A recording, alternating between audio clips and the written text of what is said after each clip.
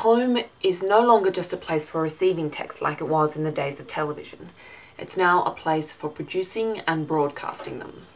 Understandably, this convolutes our understanding of the home as private if we're sharing it with millions of people. This public-private dichotomy is mentioned frequently in the literature on YouTube, but the study that relates best to my practice is that of Patricia Lang. Lang states that academics use two frameworks to define what we mean by private. Firstly, there is the concept of something that we're entitled to keep hidden in contrast to what and how much is exposed. And secondly, what is individual or pertains to the individual versus what is collective. As such, user-generated YouTube clips can be evaluated as private, both in terms of how much information they reveal about an individual, and in terms of how much information is accessible and meaningful to many people, as opposed to a select few. Based on this definition, Lang establishes her analysis of YouTubers as publicly private, where the identity of the YouTuber is hidden but the content of the video pertains to a large audience, or privately public, which are videos that have a lot of information about an individual YouTuber's identity but are intended for a smaller audience. Right now, for example, I'm revealing a great deal about myself. My thoughts, my appearance, my gender, my feelings, etc. But the intended audience for this work is pretty small. That is, the assessors.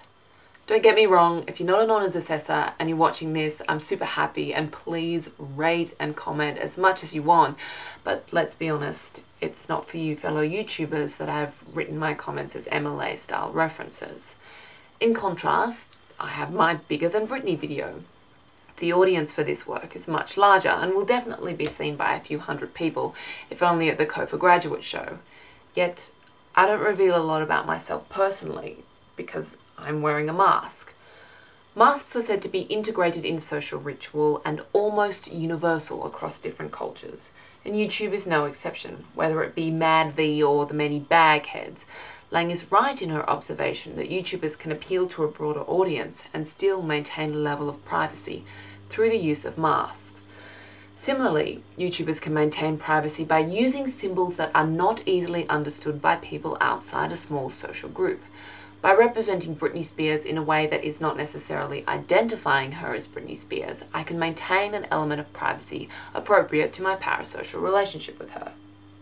Furthermore, a lot of references in my work are esoteric and seem discordant, like combining fan-made versions of Lucky with Oscar Kokoschka's Murder Hoffnung der Frauen, or, YTMND with Akonchi's Centers.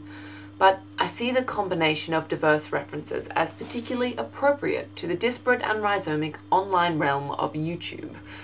I think it adds more scope for personal subjective interaction with the work when symbols aren't explicit, and it can establish a personal tangent of interpretation.